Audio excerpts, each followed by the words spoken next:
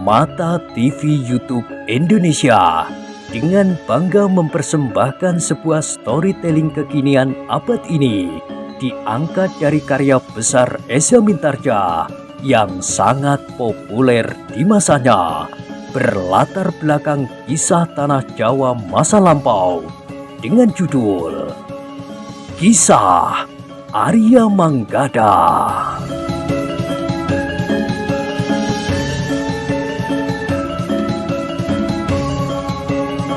Pada kesempatan yang sangat baik ini, kita masuk pada episode yang ke-25.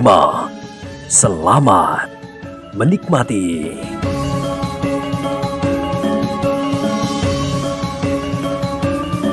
Pada episode sebelumnya telah diceritakan, Manggada dan Laksono yang telah membunuh burung elang itu sempat mendekatinya. Ternyata kuku-kuku burung itu dilapisi baja-baja runcing. Dengan demikian, burung-burung itu telah dipersiapkan tidak saja untuk mengamati keadaan, tetapi juga untuk berkelahi. "Kita sudah mulai," berkata orang bongkok itu. "Iya," jawab Manggada, "kita memang sudah mulai." Ketika orang itu menjadi semakin berdebar-debar pula ketika mereka melihat dua ekor burung telah muncul lagi di udara. Ketika seekor yang lain berteriak-teriak keras sekali, agaknya orang-orang Panembahan telah melepaskan lagi dua ekor yang lain. Orang bongkok itu pun kemudian berkata, "Kita bersiap untuk menghadapi segala kemungkinan. Pada waktu yang singkat, mereka tentu akan datang. Mudah-mudahan Ki Ajar datang lebih dahulu dari mereka." Manggada dan Laksono hanya mengangguk-angguk saja, tetapi mereka telah mempersiapkan semua senjata yang mereka miliki untuk menghadapi kemungkinan yang paling buruk yang dapat terjadi. Dalam pada itu, 3 ekor burung elang beterbangan di udara. Burung-burung itu beterbangan berputaran, seakan-akan membuat lingkaran-lingkaran isyarat. Namun ternyata burung-burung elang itu tidak hanya 4. Meskipun yang seekor telah mati, tetapi yang beterbangan di langit masih lebih banyak lagi. Dari 3 ekor, 2 lagi telah datang dan ikut pula berputaran. Sekali-sekali, kedua ekor burung yang datang kemudian itu menjauh, kemudian mendekat lagi. Orang bongkok itu ternyata cukup cerdas menanggapi keadaan. Katanya, "Kalian lihat yang 2 ekor itu. Keduanya tentu telah menuntun sekelompok orang untuk dibawanya kemari. Keduanya adalah petunjuk jalan. Namun dengan demikian, kita pun dapat menduga dari mana mereka datang." "Apakah kita harus menyongsong mereka?" bertanya Manggada. "Sebentar lagi, kita masih harus menunggu Ki Ajar. Menilik kedua ekor burung elang itu, orang-orang yang akan datang tentu masih agak jauh. Tetapi jika pada saatnya Ki Ajar belum datang, maka apa boleh buat? Kita tidak dapat menunggu di sini untuk dikepung dan kemudian dibantai beramai-ramai," berkata orang bongkok itu. Manggada dan Laksono mengangguk-angguk, namun kemudian Laksono berkata, "Jika kita dapat memperhitungkan arah, apakah tidak lebih baik Ki Wirodadi dan anaknya kita persilahkan untuk menyingkir?" "Itulah yang tidak dapat diperhitungkan. Kita dapat menduga arah kedatangan mereka, tetapi orang-orang Panembahan itu tentu telah berkeliaran di semua sudut lingkungan ini. Jika Ki Wirodadi bertemu dengan mereka, maka keadaannya akan menjadi sulit. Gadis itu akan mengalami malapetaka, melampaui saat ia dijadikan korban," berkata orang bongkok itu. Manggada dan Laksono mengangguk-angguk pula, sementara orang bongkok itu berkata seterusnya, "Jika pada saatnya Ki Ajar belum datang, kita justru harus maju. Kita tahan mereka di bawah tanggul sempit. Tidak ada jalan lain yang dapat dilalui kecuali lewat tanggul sempit itu. Sementara kalian dapat mempergunakan anak panah untuk menahan mereka. Kedua ekor harimau itu justru harus berada di seberang tanggul untuk mengacaukan perhatian mereka. Meskipun kedua ekor harimau itu akan dapat mengalami kesulitan jika lawannya terlalu banyak. Manggada dan Laksono mengangguk-angguk. Mereka tidak mengira bahwa pada saat yang gawat itu, orang bongkok itu dapat mengambil sikap sebagaimana Ki Ajar sendiri. Demikianlah, maka orang-orang yang ada di halaman gubuk kecil itu telah bersiap sepenuhnya. Mereka justru berpedoman pada burung-burung elang yang menuntun kedatangan orang-orang yang beraliran sesat itu. Namun orang bongkok itu nampak sangat gelisah ketika orang-orang itu menjadi semakin dekat, sementara Ki Ajar belum datang. "Apa boleh buat?" berkata orang bongkok itu. "Kita harus maju sekarang. Kita akan menutup jalan sempit itu dengan anak panah." Manggada dan Laksono saling berpandangan sejenak. Di luar sadarnya, mereka memandangi endong anak panah mereka yang tinggal berisi sedikit. Seandainya musuh terlalu banyak, maka anak panah mereka tidak akan mencukupi lagi. Orang bongkok itu dapat membaca sikap kedua anak muda itu. Ia kemudian berkata, "Cepat, ikut aku.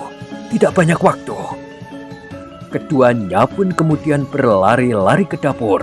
Ternyata di dapur itu tersimpan setumpuk anak panah di bawah jerami. Bukan anak panah terbuat dari ruas-ruas bambu panjang, tetapi anak panah yang cukup baik dengan bedor yang tajam dan bulu keseimbangan yang rapi. Kedua orang anak muda itu telah memenuhi endong mereka masing-masing. Demikian pula Ki Wirotadi.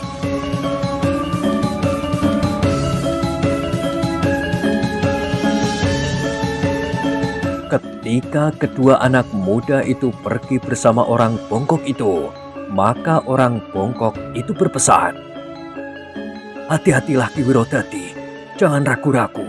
Jika ada satu dua yang luput dari anak panah kami dan mendekati rumah ini, bunuh saja sebelum mereka menjamah kalian. Lindungi anak Ki Wirotadi baik-baik. Jika tidak lagi ada kemungkinan, maka agaknya kematian adalah batas terbaik untuk menghindarkan diri. Tetapi Ki Wirotadi jangan membunuh diri seperti orang yang berputus asa. Kita akan melawan sampai mati." Ki Wirotadi mengangguk. Ia mengerti maksud orang bongkok itu. Tetapi bagaimana dengan anak gadisnya? Ki Wirotadi tidak sempat berpikir panjang. Ia sudah bersiap dengan busur dan anak panahnya. Sementara itu, Manggada dan Laksono masih sempat juga mengenai seekor lagi dari burung-burung elang yang sedang menukik itu. Nampaknya burung itu ingin melihat lebih jelas sasaran yang akan mereka datangi. Namun ketika seekor di antara mereka dengan sombong mencoba menyerang harimau Kipandi, kuku-kuku tajam harimau itu telah mengoyak tubuhnya. Giginya sempat mematahkan sayap dan memecahkan kepala burung elang itu. Orang bongkok itu kemudian memerintahkan harimaunya untuk keluar dari sarang mereka. Harimau-harimau itu harus mengacaukan perhatian orang-orang beraliran sesat itu, sementara mereka akan menyerang dengan anak panah.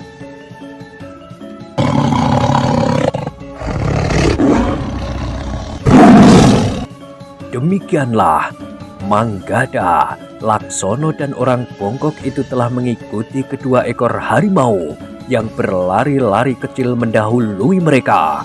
Sementara Ki Wirotadi berada di rumah menunggui anak perempuannya. Namun demikian, ketika kedua ekor harimau itu akan melintasi tanggul sempit itu, keduanya telah menggeram. Beberapa langkah mereka surut. Ternyata yang muncul adalah Ki Ajar yang nampak mulai gelisah pula. Ki Ajar datang tepat pada waktunya, berkata orang bongkok itu. Lalu katanya, "Kami hampir kehilangan akal. Mereka sudah sangat dekat. Kita akan melawan mereka di sini, di tempat yang tidak terlalu terbuka," berkata Ki Ajar. "Iya, tanggul sempit itu adalah satu-satunya jalan. Kita akan menutup jalan sempit itu dengan serangan-serangan anak panah," berkata orang bongkok itu. "Bagus," jawab Ki Ajar. "Tetapi aku masih menunggu beberapa orang." "Siapa?" bertanya orang bongkok itu. "Sanak Kadang sendiri," jawab Ki Ajar. "Aku telah memberikan isyarat." Orang bongkok itu termangu-mangu, namun kemudian terdengar isyarat Ki Ajar. Beberapa orang memang telah muncul lewat tanggul yang sempit itu.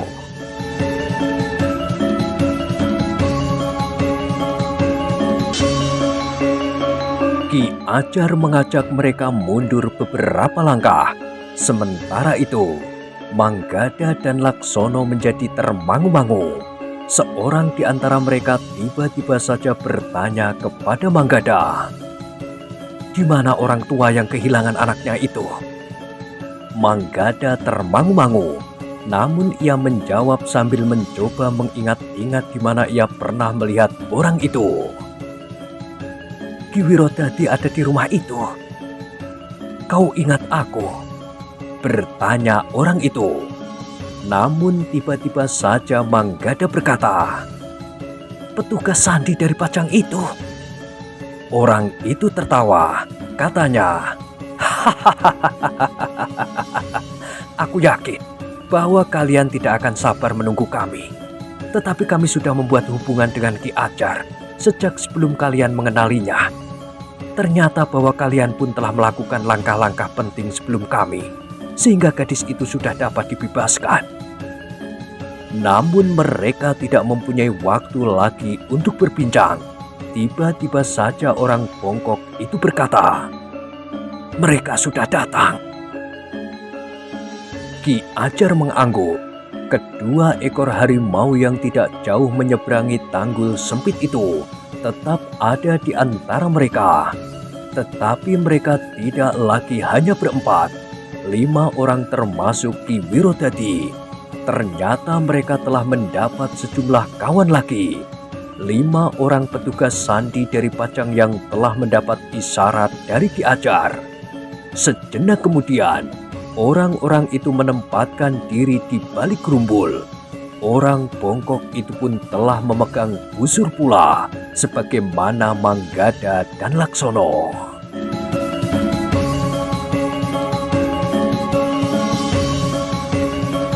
Sementara itu, burung-burung elang yang tersisa telah berterbangan berputaran di atas mereka.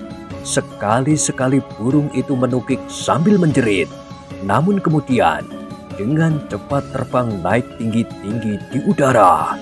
Seakan-akan mereka menyadari bahwa di bawah mereka, ujung-ujung anak panah akan dapat membunuh mereka.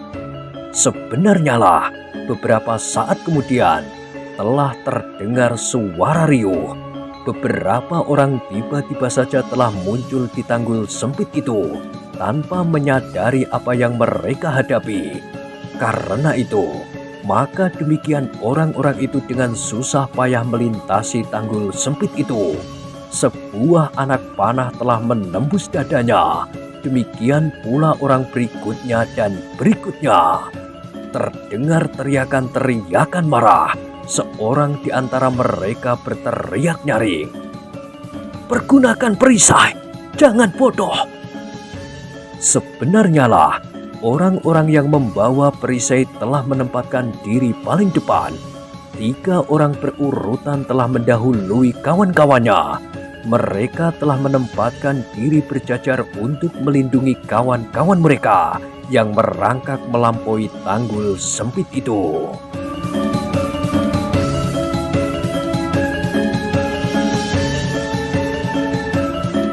Meskipun demikian, anak panah Manggada, Laksono dan orang bongkok itu masih juga sempat menyambar mereka meskipun ada juga yang mampu meloloskan diri karena perlindungan perisai itu.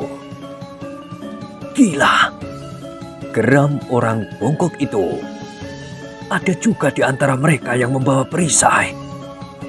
Namun dalam pada itu, beberapa orang telah sempat melangkahi mayat kawan-kawannya. Tiba-tiba saja mereka telah meloncat sambil berteriak menyerang. Ketika anak-anak panah menyambar mereka, maka mereka telah mampu menangkis anak panah itu dengan pedangnya, sementara yang lain dengan tombak pendeknya. Demikianlah ternyata semakin banyak orang yang sempat melintasi tanggul sempit itu. Perlawanan anak panah Manggada dan Laksono semakin kurang berarti. Meskipun demikian, dalam beberapa hal anak panah mereka masih juga sempat mengurangi jumlah lawan. Dalam keadaan yang mulai gawat, beberapa orang yang masih bersembunyi di balik dedaunan telah mulai bergeser. Sementara itu orang bongkok itu meneriakkan isyarat bagi kedua ekor harimaunya yang tiba-tiba saja mengaum dahsyat sekali. Orang-orang itu terkejut. Demikian perhatian mereka tertuju kepada kedua ekor harimau itu. Maka anak panah Manggada, Laksono dan orang bongkok itu telah menyambar beberapa orang lawan yang terjatuh di tanah. Tetapi orang-orang yang mengalir dari balik tanggul sempit itu seakan-akan tidak ada habis-habisnya. Namun kedua ekor harimau itu memang telah merusakkan perlawanan mereka. Kedua ekor harimau itu tiba-tiba saja telah menyergap langsung masuk ke dalam lingkaran lawan. Namun seperti yang diduga oleh orang bongkok itu, bahwa harimaunya akan mengalami kesulitan karena yang dihadapi adalah murid-murid dari Panembahan beraliran sesat itu.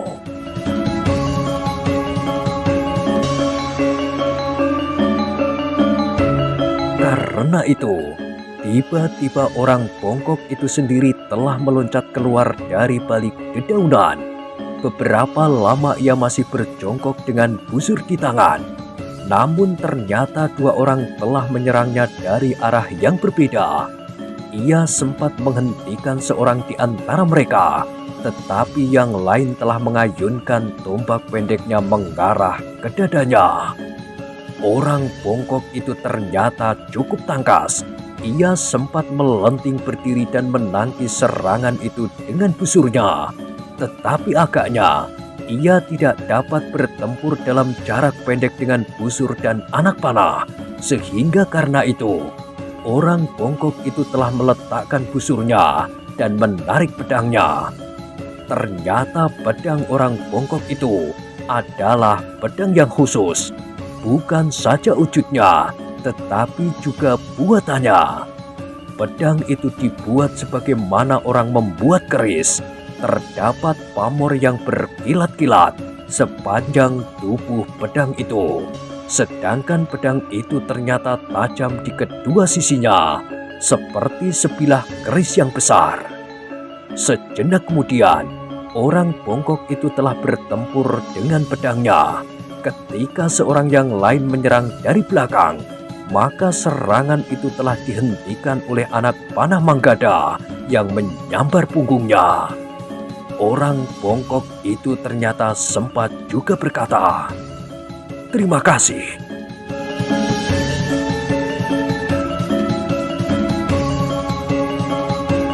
Demikianlah, sejenak kemudian 9 orang yang sedang menunggu itu telah berloncatan keluar dari balik pepohonan di belakang tanggul sempit itu. Namun dalam pada itu, ternyata di seberang tanggul sempit itu masih terdapat sepasukan orang-orang yang berilmu sesat. Pertempuran telah terjadi di sebelah menyebelah tanggul sempit itu. Beberapa orang berilmu sesat yang telah berhasil menyusup ke balik tanggul telah berhadapan dengan 9 orang yang memiliki ilmu cukup mapan. Meskipun Manggada dan Laksono masih terlalu muda untuk hadir dalam pertempuran yang rumit itu, tetapi ternyata bahwa mereka memang memiliki bekal yang cukup. Jika sekilas kedua anak muda itu sempat memperhatikan si Bongkok, maka mereka menjadi heran. Ternyata orang Bongkok itu sanggup bertempur dengan tangkas sekali. Pedangnya berputaran, sementara dengan terbongkok-bongkok, ia berloncatan dengan cepat dan kadang-kadang di luar dugaan.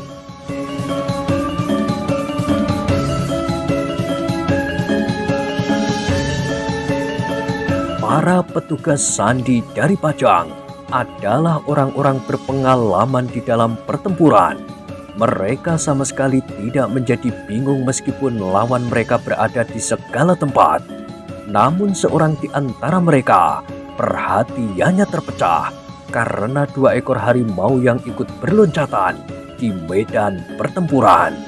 Ki Ajar berteriak, "Keduanya adalah milik kami." Petugas sandi itu pun telah menjadi mantap lagi. Ia tidak lagi perlu memperhatikan harimau itu. Meskipun harimau itu tentu akan sulit untuk memperhatikan yang manakah lawan dan yang manakah kawan-kawan mereka. Tetapi Ki Ajar kemudian berteriak pula sambil berkata, "Si Bongkok telah melatih keduanya untuk tahu apa yang harus dilakukan dalam pertempuran yang kacau sekalipun. Apalagi mereka telah memahami benar lawan-lawan mereka yang berilmu sesat itu." Namun seorang di antara lawan-lawan mereka itu pun berteriak pula, "Kalian menjadi dengki dan iri karena kalian tidak mampu mencapai tataran ilmu sebagaimana kami. Dengan demikian, kalian menganggap bahwa kami berilmu sesat." Tetapi Ki Ajar tidak menanggapinya. Ia masih saja menghindar dan menangkis serangan-serangan yang datang dari segala arah. Semakin lama lawan pun menjadi semakin banyak. Sementara itu, beberapa ekor burung elang masih berterbangan di langit. Nampaknya burung-burung itu sempat memberikan beberapa isyarat yang diajarkan kepada mereka. Namun mungkin juga burung-burung buas itu mulai mencium bau darah. Tetapi ketika lawan semakin mendesak melewati tanggul, maka 1-2 orang di antara mereka ada yang mulai berlari mendekati gubuk Ki Ajar. Namun ternyata anak panah Ki Wirodadi telah menghentikan mereka sebelum mereka memasuki halaman. Namun demikian, tidak hanya 2-3 orang yang telah terbaring di tanah dengan anak panah menembus jantung ketika mencoba menggapai rumah Ki Wirodadi, tetapi beberapa orang yang lain telah mencobanya pula. Dengan demikian garis pertahanan Ki Ajar dan kawan-kawannya harus bergeser surut. Sementara si Bongkok telah memberikan perintah kepada kedua ekor harimaunya untuk membantu Ki Wirodadi menahan arus orang-orang yang ingin mencapai gubuk itu. Namun sejenak kemudian telah terdengar perintah, "Ambil gadis itu. Gadis itu tentu ada di dalam gubuk kecil itu." Perintah itu telah menggetarkan jantung Ki Wirodadi, bahkan juga mereka yang telah berusaha menyelamatkannya.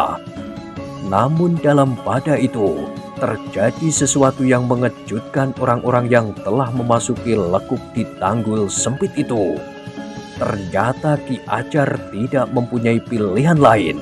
Ia harus mengerahkan ilmunya untuk mengurangi arus lawan yang jumlahnya tentu tidak terhitung lagi. Karena itu, Ki Ajar bergeser menjauhi arena. Beberapa orang yang tidak tahu maksudnya telah mengejarnya. Dengan demikian Ki Ajar meloncat naik ke sebuah gundukan tanah dan tiba-tiba saja menghentakkan tangannya. Terjadi sebuah ledakan kecil. Dua orang di antara lainnya telah terlempar dan jatuh terbanting di tanah. Sejenak orang-orang yang bertempur itu sempat berpaling. Mereka melihat apa yang telah terjadi, sehingga orang-orang berilmu sesat itu menjadi ngeri. Tetapi pemimpin kelompok yang berilmu sesat itu tiba-tiba saja bersuit nyaring. Agaknya orang itu telah memberikan isyarat kepada seseorang, memberitahukan apa yang telah terjadi. Sebenarnya lah, medan itu menjadi gempar. Sejenak kemudian, terdengar ledakan yang tidak dilontarkan oleh kekuatan ilmu Ki Ajar, tetapi dilontarkan oleh seseorang yang berada di luar batas tanggul yang sempit itu. Ledakan itu berasal dari seorang yang memiliki ilmu sangat tinggi. Dengan kemampuannya, orang itu menghantam tanggul sehingga menganga dan runtuh berhamburan. Batu-batu padas yang pecah berserakan. Dengan demikian pintu sempit itu terbuka lebar. Tetapi orang-orang yang bertempur di halaman itu terkejut. Di belakang tanggul telah terjadi pertempuran. Itulah sebabnya orang-orang berilmu sesat tidak mengalir terlalu deras memasuki tempat yang terpencil itu. Hampir di luar sadarnya, Manggada yang tengah bertempur bertanya, "Siapa yang bertempur di luar?" Pemimpin dari para petugas sandi itu menjawab, "Kami tidak datang hanya berlima, kami datang dengan sepasukan prajurit." Manggada menarik nafas dalam-dalam. Ternyata dugaannya tentang sikap para prajurit dan petugas Sandi Pajang selama ini keliru. Ia menganggap para petugas Sandi Pajang yang sudah mengetahui persoalan anak gadis Ki Wirodadi tidak dengan cepat menanggapinya. Ternyata mereka telah bekerja keras, tetapi Pajang tidak berpikir sekedar menyelamatkan anak Ki Wirodadi. Agaknya Pajang benar-benar ingin menghancurkan perguruan yang menyebarkan ilmu sesat itu sampai ke akar-akarnya. Tetapi dalam pada itu, seorang bertubuh tinggi tegap, berjanggut putih meloncat memasuki lingkungan terpencil itu. Hampir berbareng beberapa orang telah berdesis, "Panembahan! Ya, Panembahan!" Manggada dan Laksono menjadi berdebar-debar. Orang itulah yang disebut dengan Panembahan Leptogati. Seorang Panembahan yang memiliki pengetahuan tuntas, kawruh lahir dan batin, serta menguasai inti kekuatan alam di sekitarnya. Tiba-tiba saja pertempuran itu telah menyibak. Namun di samping itu, di belakang Panembahan Leptogati yang melangkah perlahan-lahan memasuki lingkungan terpencil itu, pertempuran rasa-rasanya menjadi semakin sengit. Prajurit Pajang dengan segala ciri keprajuritannya telah menghantam orang-orang berilmu sesat itu tanpa ampun. Namun orang-orang berilmu sesat itu pun memiliki bekal ilmu yang kuat, meskipun kasar dan bahkan liar. Dalam pada itu, tiba-tiba saja dua orang prajurit telah memanjat tebing yang lebih tinggi. Keduanya tiba-tiba saja telah meniup sangkakala yang suaranya menggetarkan udara, mengumandang di lereng gunung itu.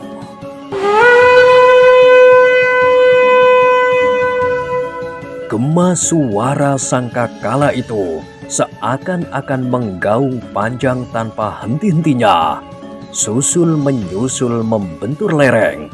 Namun dalam pada itu, orang berjanggut putih yang disebut Panembahan Leptogati tidak senang melihat keduanya berdiri di lereng tebing yang semakin tinggi.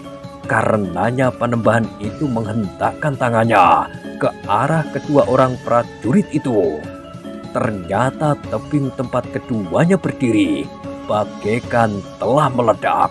Kedua orang prajurit itu kemudian terlempar dari tebing dan berguling ke dalam lekuk-lekuk batu padas.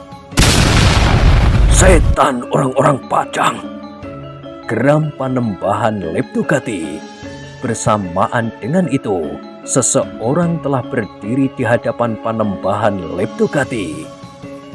"Selamat datang ke gubuk kami, Panembahan," sapa Ki Ajar. Panembahan Leptogati memandanginya dengan kerut di kening. Dengan geram ia bertanya, "Siapa kau yang telah mengenal aku?" "Aku adalah Ajar Pangukan. Panembahan tentu belum pernah mengenal namaku," jawab Ki Ajar.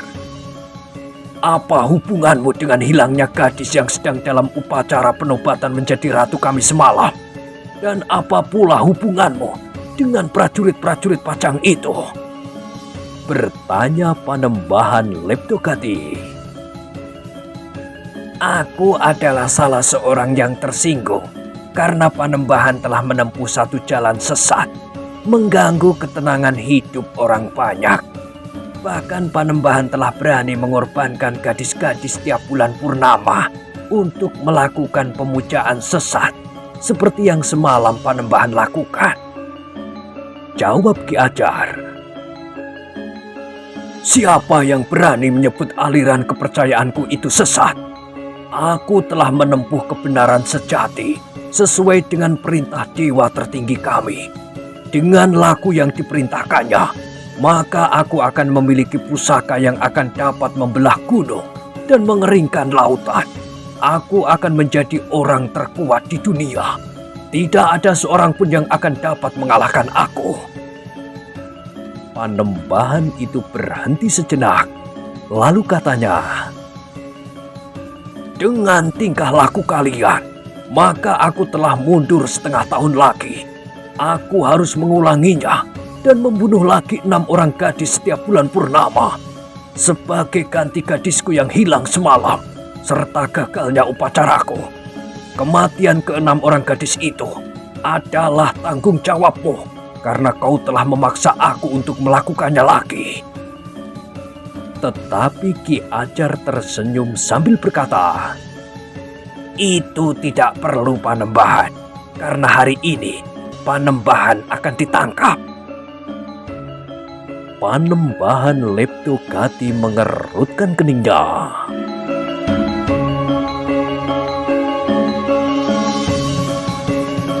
Nah, bagaimanakah kisah selanjutnya? Silahkan ikuti terus kisah Arya Manggada pada episode berikutnya. Sampai jumpa.